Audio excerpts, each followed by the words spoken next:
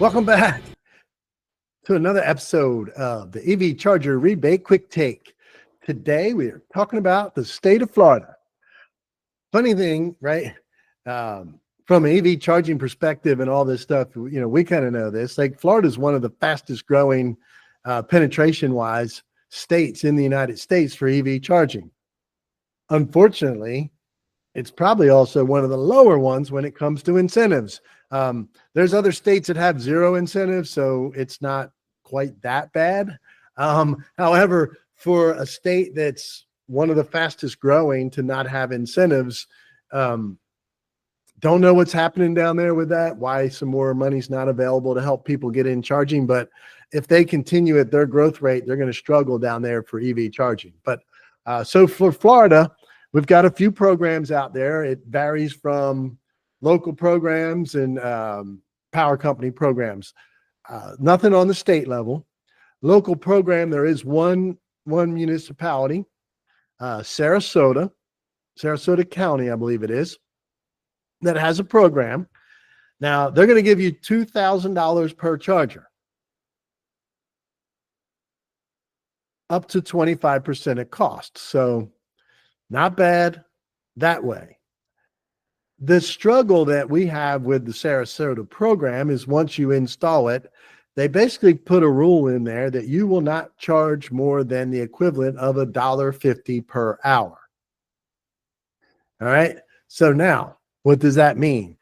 If I put a charger in that's putting out 10 kilowatts per hour and you pay 15 cents per kilowatt, it's going to cost you $1.50 in power for that hour of time that car's plugged in. So if I can only charge $1.50, then I can only make my power cost back. I can't even get paid back for the equipment. So that one's our customers in Sarasota area. We have not put anybody on that program because of that reason. It just, because that includes parking fees or anything else. So it's just not worth it. Like the $2,000 isn't worth it. You're going to make more than that in the first year. So why take the rebate? The rest of the stuff in the state of Florida is from the power companies. The bulk of the state, probably 80%, 90% of the state, has programs they're on. 90% of the state is not on OUC. Okay. The best program in Florida is Orlando Utilities Commission. They have a very good program. They have a really cool program. It kind of runs a couple different ways. We've worked with them, but they have their program. They'll cover 100%. Okay. And they can do it two ways. One way is you can decide that you want to kind of be in charge of what chargers go in your parking lot and all that stuff. And you can buy them through them. Like you'll buy them through them so that you'll own them.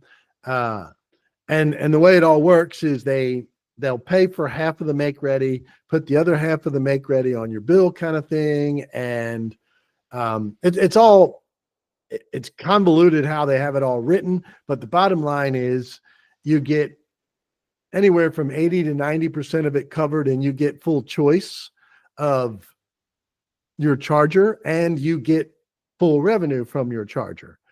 The other option they have is they will put a charger in, they'll operate it, manage it, do everything for you, and they'll charge you a monthly fee on your bill for that charger being in your parking lot. And, hopefully you do enough charging to offset what they're charging you for the charger. But that's a pretty good program. If you're not sure how to go about it, feel free to reach out to us. We can help you navigate that. That's a good program. The rest of the state, power company wise, very limited. Duke Energy has a $1,192 per charger. JEA does $1,000 per charger. They actually once a year in the past have been doing a double down section, point with that. So, we watch out for that. So there's programs there that run from $400 to $1,192 per charger.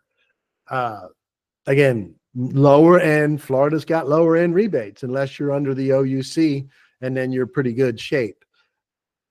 The biggest power company in Florida, Florida Power and Light, does not offer anything. They do have a program that we'll talk about on the DC side, where they'll put chargers in. At least we don't see any. I don't see anything right now for the L2 side. They did in the past. They did go in and put some at locations, and they might still do that depending on where you're located. If you have